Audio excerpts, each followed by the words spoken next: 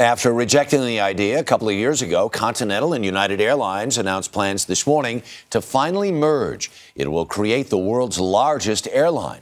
But is it a good deal or a bad deal for passengers? Let's ask CBS News travel editor Peter Greenberg, who joins us from Washington. Peter, good morning. Good morning, Harry. Well, you and I have been talking about this now for a couple of days. Overall, does this feel like a good thing? Well, they've been trying to merge at United for a long time, about 10 years. Now, this new airline is going to have 10 hubs. It'll fly to 370 destinations over 59 countries. It'll take the third largest carrier, United, merge it with the fifth largest carrier, Continental, call it United, and it will become the largest carrier in the world. However, let me put this in perspective, Harry. The fact that it's the largest carrier now doesn't mean it's going to be the largest carrier. Every airline executive you will talk to will tell you the key to their survival lies in shrinking their airline. So we're going to see some cuts. Yeah, shrinking and then merging and marrying up with other ones. What do you think it's going to mean to airfares?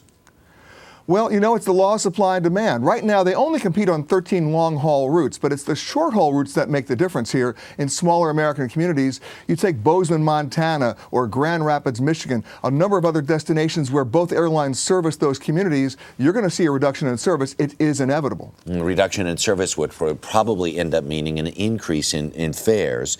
What everybody was asking around here, so what happens to frequent flyer miles? I'm shocked that someone would ask that question. Bottom line is this. Initially, nothing's going to happen because, remember, United and Continental already combined their frequent flyer programs because they're both members of the Star Alliance. However, availability is the key here, and if you've got fewer flights and fewer seats, that means fewer available frequent flyer awards. But remember, this doesn't kick in until at least the fourth quarter this year. It's got a lot of hurdles to get over before it happens. The other question that's interesting is, years ago, United had the kind of a sterling reputation. Continental was great. And when it had some bad times, as in better times now, you make a choice between United and Continental. What do you think of the choice of the name? Well, it's interesting. It's a little confusing. It'll be the United name, but the planes will be painted in Continental livery. It's a little confusing. They have a new motto called Let's Fly Together. I guess they will be for a while.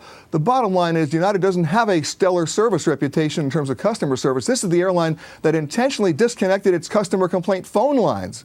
So they've got some work to do. Okay. Peter Greenberg, thank you very much. A lot happens early on The Early Show, weekday mornings on CBS.